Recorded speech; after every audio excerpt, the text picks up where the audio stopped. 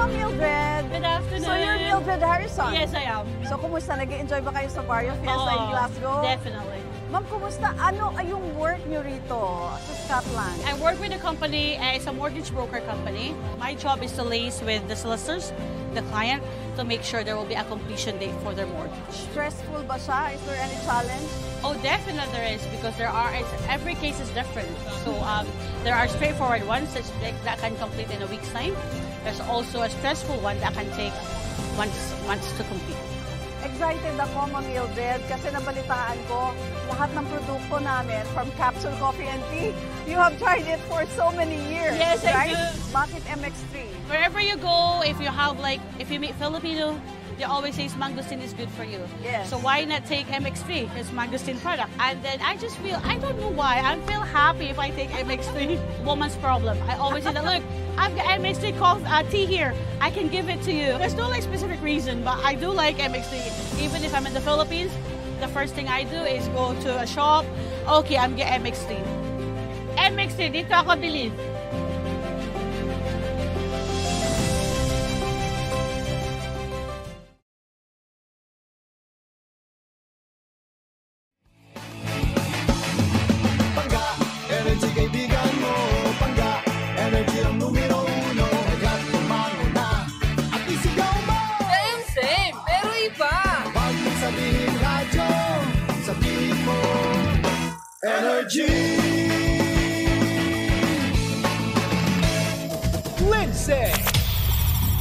Lindsay. Good morning, Panga! Good morning! Ang pinakamakulit na girlfriend mo sa balat ng radyo. Isang magandang morning sa inyong lahat! Ako pa rin po nag-iisang girlfriend mo sa radio. My name is Lindsay. Makulit, pero may puso. Handang makinig sa mga kwento mo. Alam mo, feeling ko kailangan mo na siyang iwan kasi it doesn't make sense. Ang kwento sa lihim ng liham.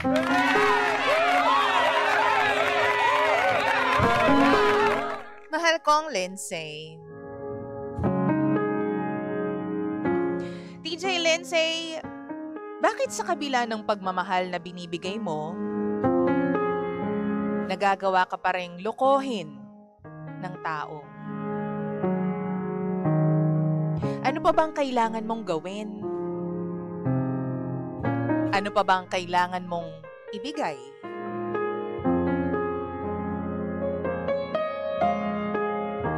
Hi po sa inyong lahat. Ako po si Casey, 25 years old, in a live-in relationship with a 62-year-old na lalaki. Malayo po ang age gap namin. First of all, tatanggapin ko po lahat ng judgment dahil sa age gap namin. Nakilala ko po siya sa aking first job. Siya po ang boss ko. After po ng term ko sa work, tinanong niya ako kung pwede na raw ba kaming mag-live-in to help me and my family pagdating sa pera. Para na rin daw po hindi ako mahirapang magtrabaho. Working student po ako nung nakilala ko siya. Pinatigil niya na po ako magtrabaho para makapag-focus ako sa pag-aaral ko. Fast forward, nakagraduate na po ako noong July 2024. Then after a month, nag-work na ulit ako. Laking pasasalamat ko po sa kanya dahil sa tulong niya, guminhawa ang buhay ng pamilya ko at nakapag-aral po ako.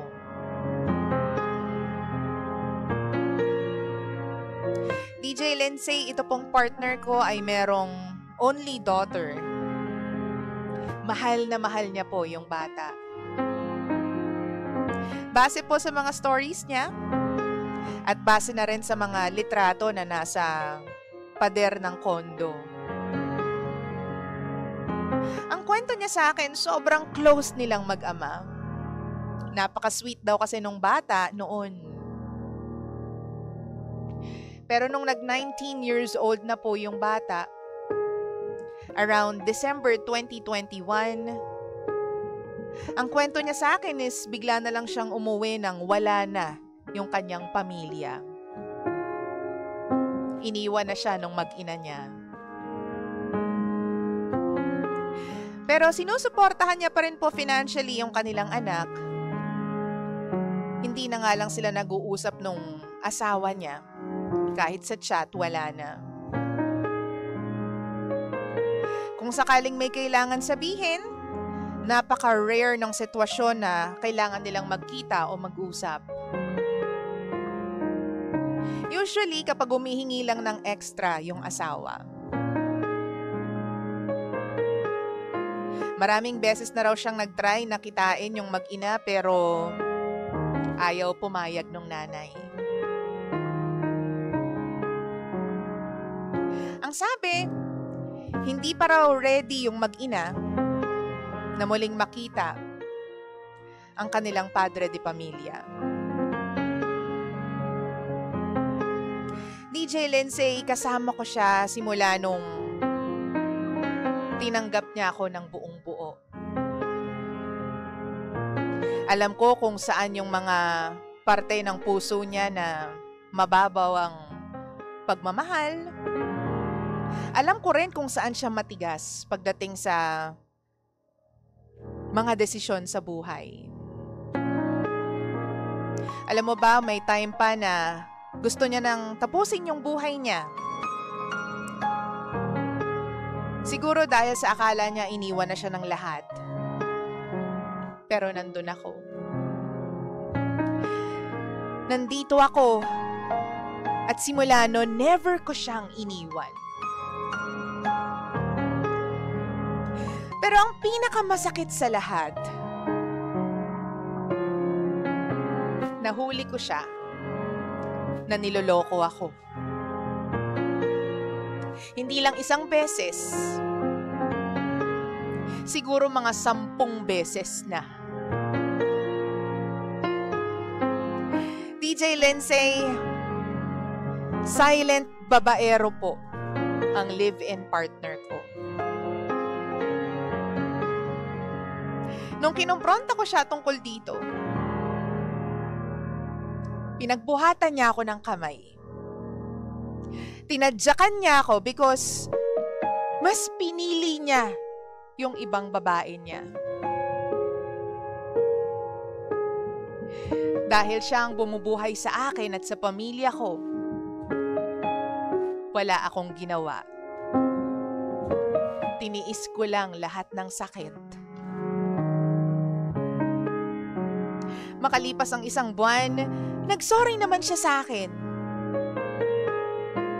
Pasensya na raw at hindi niya sinasadya. Gusto niya raw na magkaayos kaming dalawa.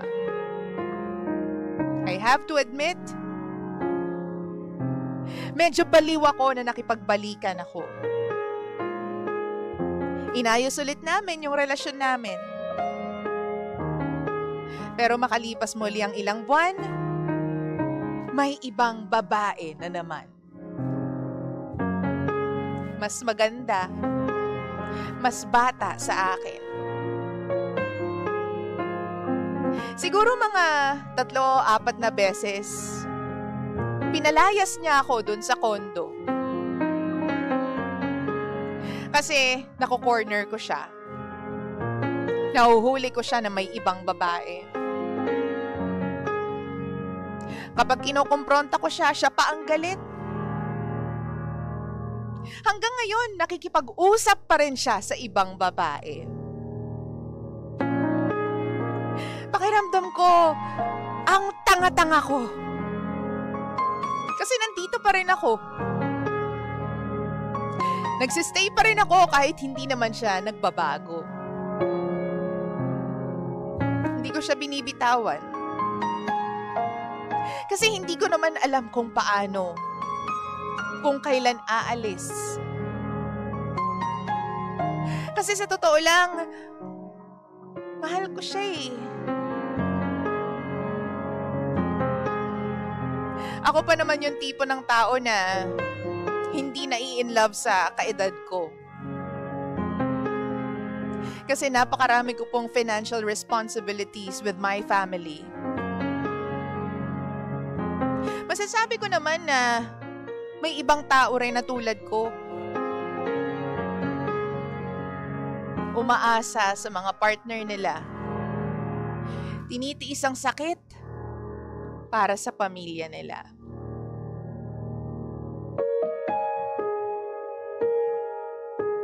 DJ Lindsay, ano po bang dapat kong gawin? Hindi pa ako readyng umalis. Pero nahihirapan at nasasaktan po ako.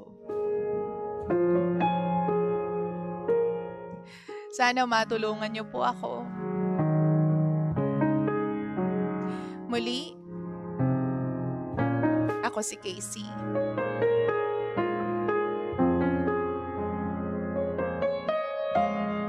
At ito ang lihim ng aking liham.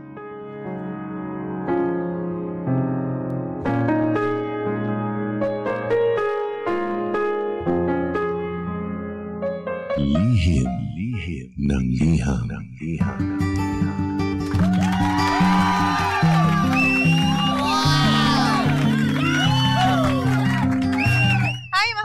Oras natin sa buong kapuluan. Check your time. 16 minutes. Makaraan ang alas 9 ng nagmamagandang umaga. 9:16 on the clock. Ikaw pa rin po ay nakikinig sa istasyong same, pero... Iba! Pangga, we are number 106.7 Energy FM. Pangga, huwag mo sabihin radyo. Sabihin mo... Energy! Mahal ko isang magandang umaga sa lahat po ng mga pangga natin na nakikinig sa atin live on Facebook and of course mga nandyan po sa kanilang mga radyo, nakatutok po sa kanilang mga radio sets. Thank you very much. Kung ikaw po ay nasa Facebook, naririnig mo ako sa background mo, baka naman gusto mo na akong puntahan now na. Mahal ko pangga ako, baby ko. Facebook.com/EnergyFM1067 para makita mo naman yung nude lipstick ko. Kakagamit ko nito, kaya na-restrict ako sa TikTok eh. Kanina. Wala lang, na-restrict ako. Hindi ko naman alam na bawal pala yung mga nagpa-flash-flash na ganyan. Anyways. Wow! Uy, mahal ko ha. Ito po ang lihim ng liham. Ang programang wala kang matututunan talaga. Pero meron ka namang mararamdaman. Ano nga bang gagawin ni Ate Casey? Sinasaktan siya ng kanyang live-in partner na mas matanda sa kanya ng ilang taon. Wow! Si Casey, for everyone's information, ay 25 years old habang yung kanyang live-in partner ay nasa 62 years old na. Live-in partner for 3 years na raw. So, yung kanyang boyfriend o yung kanyang live-in partner ang bumubuhay sa kanya at sa pamilya ni Casey. That means yung kanyang family, nanay, tatay, mga kapatid, perhaps, mga ganyan. So, there were so many times na nahuli niya itong kanyang live-in partner na ng bababae. Silent womanizer nga daw. Pero wala siyang magawa kasi alam niya na siya, yung live-in partner, yung bumubuhay sa pamilya ni Casey and kay Casey. So, nag-live-in sila sa isang probably magandang condo, tapos binubuhay niya itong si Casey. Yun nga lang ang trade nito is walang magawa si Casey dahil siya nga bumubuhay. So kapag nambababae si live-in partner, aray na lang. Lalo na pag sinasaktan siya ni live-in partner, my goodness. Sinasaktan siya ni live-in partner kapag nahuhuli ni Casey na, oh, nambababae ka, may babae ka na naman. At hindi lang isang beses, 2 beses. Siguro mga 10 times na raw, mahal ko pangga ako, baby. Wow! So every time na siya po ay nakakahuli ng babae, no, na mini-message nitong si live-in partner, kapag nagagalit si live-in partner, pinapalaya siya sa kondo. Ilang beses na raw nangyari yun. So, bukod sa pananakit physically, pinapalaya siya sa kondo. Wow! Pero paulit-ulit naman siyang bumabalik dahil ang sabi ni Casey, mahal niya raw yung kanyang live-in partner. Mahal niya raw, kaya hindi siya makaalis. Hindi pa raw talaga siya readyng umalis, pero nasasaktan at nahihirapan siya. Wow! Ano daw bang dapat niyang gawin? So, mahal ko, kung meron kang alam mo yun, experience regarding this situation or baka naman meron kang gustong i-share na advice dito kay Casey, let us know. Puntahan mo ako sa Facebook, hanapin mo yung live ng Energy FM, Energy FM 1067, and share with us your comments on this. Oh, ang dami na nagko-comment. Oh, Gina naman kayo dyan. Oh. Gina naman kayo dyan. Sabi ni Zaldi, kausapin mo si Papa para maisama ka sa parada ng mga patanga-tanga. Ay nako, hindi pagtitiis yan ate, malaking katangahan yan, okay? Sabi naman ni Snow, girl, iwanan mo na yung boyfriend mo. Masakit na nag-cheat sa'yo ng paulit-ulit. Pero mas masakit yung pinagbubuhatan ka ng kamay ng partner mo at paulit-ulit pa niyang gagawin yan. I'm sure capable ka naman at na mag-work at mabuhay mo ang sarili mo. Sabi naman dito ni Mark Anthony, DJ Lindsay, papati po ako, birthday ko ngayon araw from Eastern Samar. Hello! Nakikinig po ako lagi ng Energy FM. Huwag mo sabihin radyo, sabihin mo Energy. Happy birthday to me. Nasaan ang ambag mo doon? Nakakaloka ka, Mark Anthony Opimo. Happy birthday sa'yo. Happy birthday! Sabi ni Arch, a number of women get attracted with older men either dahil mas mature ang mindset nila or dahil may daddy issues ang babae. Whatever the case may be, mali pa din ang makaugnay ang isang pamilyadong lalaki. Not only it is morally wrong, but lagi kang magkakaroon ng kahati sa puso niya. Tapos babaero na at abusado pa. This shouldn't even be something you second guess. Umalis ka na sa sitwasyon na yan. Otherwise, you deserve what you tolerate. So true. Sabi naman ni Merlin, hiwalayan mo na yan, te. Ang bata mo pa, babaero na siya, nananakit pa siya. Huwag mo ikulong ang sarili mo sa mga ganyang ugali ng lalaki. Kahit siya pang bumubuhay sa inyo, sobra na yung ginagawa sa'yo. Biglang umakyat, hindi ko na nabasa lahat. Sabi naman ni Glo, good morning, my beautiful Lindsay. Iwanan na girl, marami pa dyan. Hindi lang siya ang lalaki sa mundo. Shoutout naman dyan from Bacoor, Cavite. Alam mo, kaya pala ganun yung umpisa ng kanyang story, no? Bakit sobrang nagmamahal ka na, niloloko ka pa din? Alam mo, ganyan na naman talaga ang life, 'di ba? Minsan, hindi natin na-realize na nasa maling tao tayo, pero dahil nakikinabang tayo, aminin! Dahil nakikinabang ka at yung pamilya mo, hindi mo tuloy maiwan-iwan si lalaki. Para saan pang nakapagtapos ka ng pag-aaral mo kung hindi mo rin naman pala gagamitin? Para saan pa nagtapos ka ng pag-aaral mo kung nandyan ka lang sa kondo, nandyan ka lang sa bahay ninyo at wala kang ginagawa? Wow! Nanguhuli ka lang ng jowa na may babae, di ba? Sana you make yourself capable of doing things, of earning your own money. Kasi yan naman talaga yung yan naman talaga yung purpose kung ba't ka nagtapos ng pag-aaral, para makatayo ka sa sarili mong paa. At hindi para gawin lang punching bag ng lalaki na yan. 'Di ba? Papasalamat na tayo, mahal ko, na meron tayong pinaaral ka niya, siguro, no? Tapos binubuhay yung pamilya mo, pero hindi forever ganyan yung magiging sitwasyon ninyong dalawa. Diba? Nandiyan na tayo na nagpakamartir ka, nagsakripisyo ka, you stayed with him sa mga times na sobrang down siya in his darkest moments. Nandiyan ka at hindi mo siya iniwan, then thank you. Bayad na yun siguro dahil sa mga pasana na nakuha mo, no? Pero iba kasi yung usapan na sinasaktan ka ng bababae si kuya. Tapos kapag nahuhuli mo siya, pinapalayas ka ng kondo. Tapos ikaw, balik ka naman ng balik.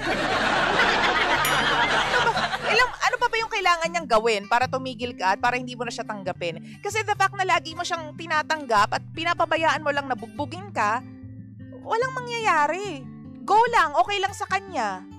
'Di ba? Kasi pinapabayaan mo eh. Oo. Sabi pa dito ng mga pangga natin, oh, sabi ni Snow, libreng pera, bogbog lang, may money na. Ouch. Ang pangit naman ang ganon. Sabi naman ni RC, tanong lang, bakit di ka makaalis? Dahil ba mahal mo talaga o dahil siya ang bumubuhay sa pamilya mo? Sayang ka lang, you deserve someone better.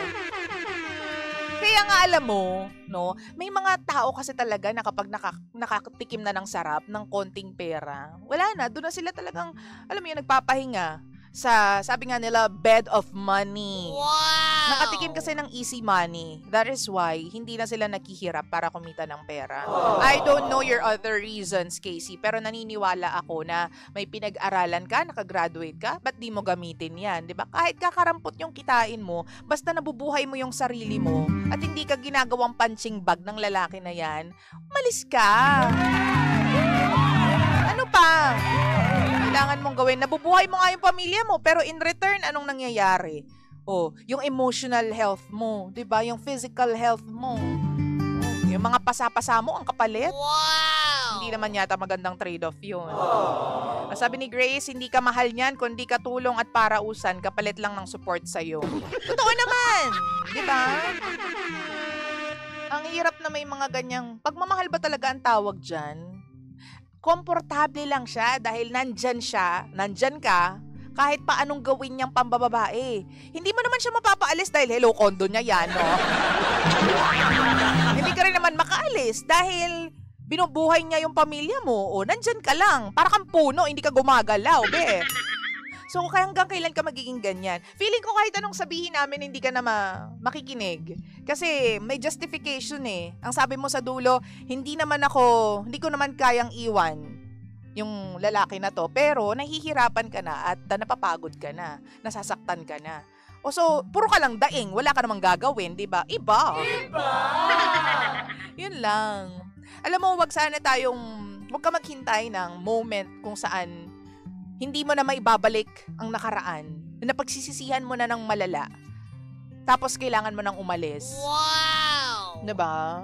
Gets mo ba? Naguluhan ako sa sinabi. Wait. Alam mo yung kailangan mo nang umalis, tapos hindi mo na maibabalik ang panahon. Kumbaga, nasayang na yung panahon, nasayang na yung moments, tapos saka ka na aalis. Diba? Alam mo, sometimes we learn the hard way, no? Ilang taon na kayo, 3 years pa lang kayo magkasama, pero ganyan na yung ginagawa sa'yo. 3 years pa lang kayo magkasama, pero Jai, sorry pero parang ang tamad-tamad mo, ate. Siguro, ang feeling ko is, kapag nagtrabaho ka, magagalit yung lalaki, tama? Kasi baka mamaya maligawan ka sa ibang kumpanya. May mga ganyan eh, 'di ba? Ayaw nilang pinagtatrabaho yung babae kasi masyadong sensitive yung lalaki. Ayaw na nakikipag-usap yung jowa nila sa ibang lalaki. Ayaw na nakikipag-chat o nakikipag-text-text, tawag-tawag sa ibang lalaki kahit wala namang malis, kahit trabaho lang naman. Natatakot kasi possessive.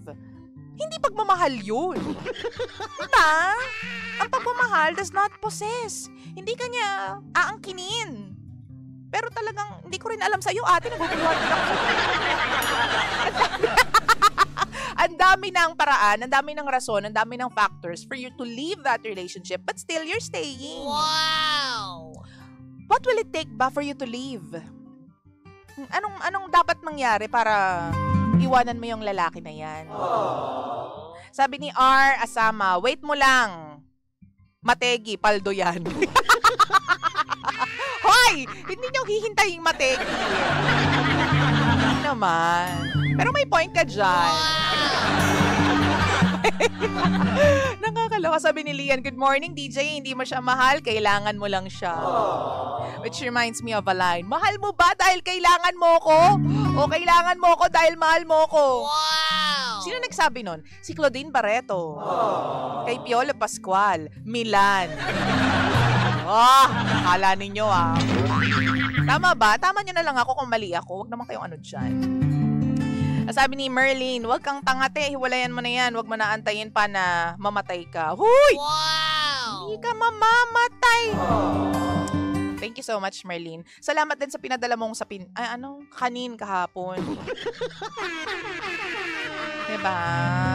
Ayun lang, dapat ang babae talaga may sariling pera, naniniwala ako. Kasi once na hindi ka na masaya sa relationship ninyo, hindi dapat pera ang pumipigil sa'yo para umalis sa abusive na relationship. So you should have your own money at hindi ka dapat tumitigil just because magkarelasyon kayo at may kondo, magaan ang buhay ninyong dalawa at nabubuhay niya yung pamilya mo, doesn't mean kailangan mo tumigil sa pagtatrabaho, no? You have to earn your own money so that kapag nasaktan ka, kapag hindi ka na komportable, you can leave freely anytime. Wow! No? Hindi ka dapat nagtitiis sa abusadong asawa o sa abusadong partner. Lalo na kung nasasaktan ka niya physically, 'di ba? May mga pasaka na, bali yung kung ano sa katawan mo, 'di ba? Pero hindi ako makaalis dahil binubuhay niya ako at binubuhay niya ang pamilya ko. Tama ba 'yun? Bakla ka. 'Di ba? Hindi tama 'yun. 9:29 ng nagmamagandang umaga, mahal ko Panggako, baby ko. I hope makaalis ka dyan and you find somebody that's better than that guy. Kasi sabi nga nila, you deserve what you tolerate. Ay nako, mahal ko pangga ko baby ko Casey, I wish you well at sana maging okay ka with that relationship. Habang may time pa, habang may oras pa, habang kaya mo pang umalis, umalis ka na. 3 years pa lang yan. Wow! Huwag mong hintayin na in another 3 years time, malala na yung ginagawa sa'yo ng lalaking yan. Aww. Kahit papano, intact pa yung sanity mo sa ngayon, no? Dahil nakakapagsulat ka pa, 'di ba? Alam mo yun, nagagawa mo pang sumulat dito sa lihim ng liham at naikikwento mo pa yung mga bagay-bagay. O wag mong hintayin yung time na sobrang depressed ka na at nawawalan ka na ng tiwala sa sarili mo dahil sa pinagagagawa ng lalaki na yan. Where Do Broken Hearts Go? By Whitney Houston. Dito lang yan sa istasyong same-same pero tayo po ang Energy FM. Energy.